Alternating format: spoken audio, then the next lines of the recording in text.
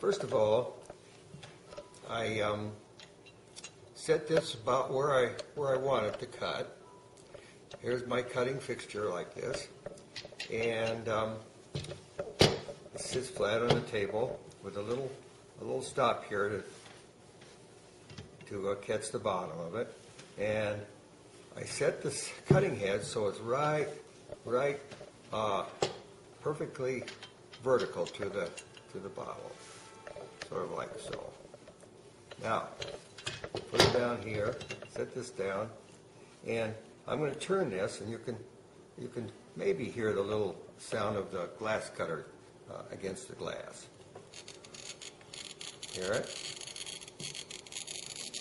I try to keep it moving all the time till it hit itself.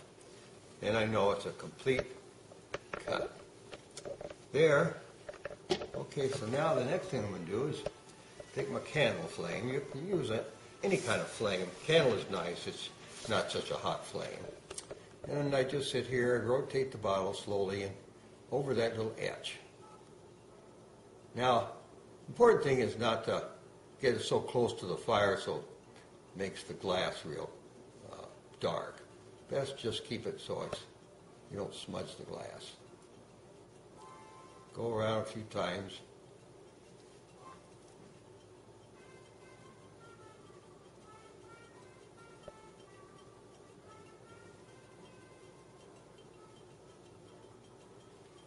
Some parts of the glass are thicker than others, and you can sort of tell that. We've been a couple times around. I'll just keep going just a few more.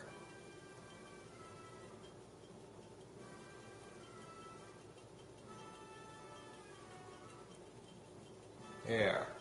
It's about ready now, I suppose.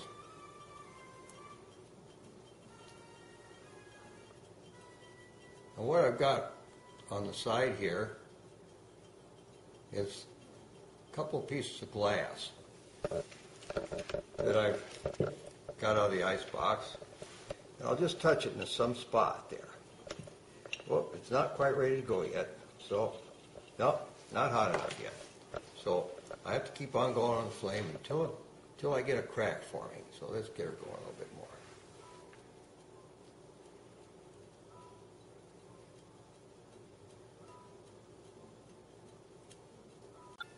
Notice one spot's a little thicker than others. You can tell by the reflection of the light.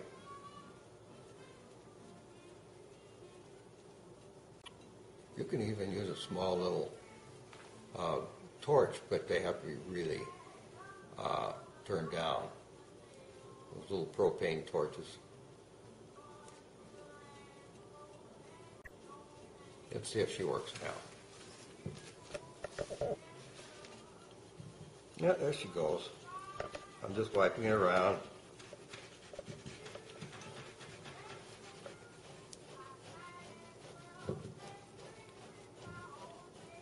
Now you notice it looks like it's cracked all the way around. You can sort of see the crack, but it's very rarely able to pull it apart. If you're forced apart, it would come apart. But what I like to do is go back on the flame and go over, and while I'm going I push in so it doesn't fall apart on me.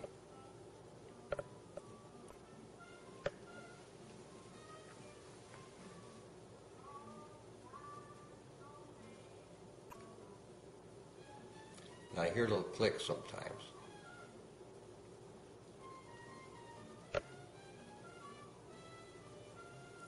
Didn't hear any yet.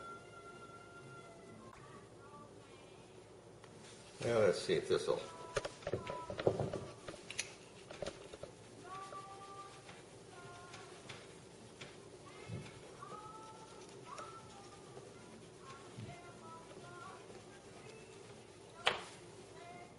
Okay, now she's about ready to come apart. Now it'll go.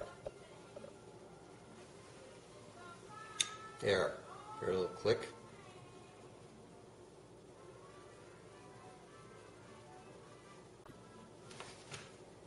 There you go. So you see, what's nice about it is very, very flat, very smooth, and the only thing that needs to maybe be touched up is the edges. They're a little bit on the sharp side. So let me show you how I sharpened it or grind the edge down a little bit. What I've got here is a piece of glass, just plain old thick piece of glass, and I've sprinkled this stuff. It's called a silicon carbide. Same kind of stuff they have on, emery cloth and sandpaper. Only it's a free thing, not stuck to it. Then I take a little bit of water. Let's see, maybe there's just pour a little water in there. How about an ice cube? That'll work. Then I take my glass and go around like so.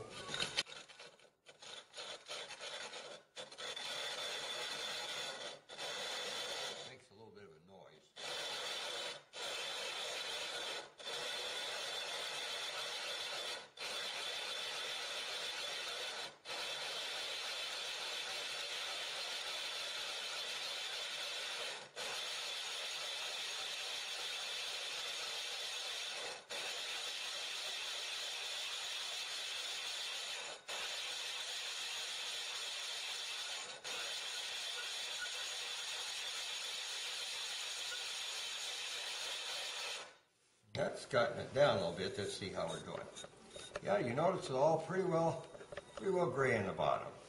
Then the next thing I do is take a little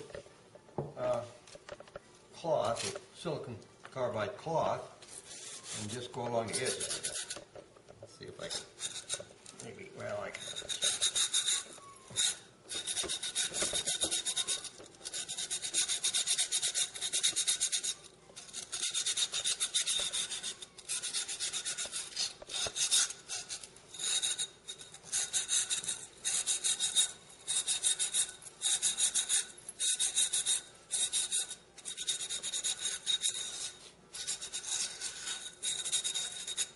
There. Now, let's wash it off and get it cleaned up. So I'll get it cleaned up, washed off. So anyway, here's how it looks. All we did was grind down the top a little bit, and makes a nice little drinking glass or whatever you want to do with it. You might ask, what do I do with the tops of these things? Well, let's see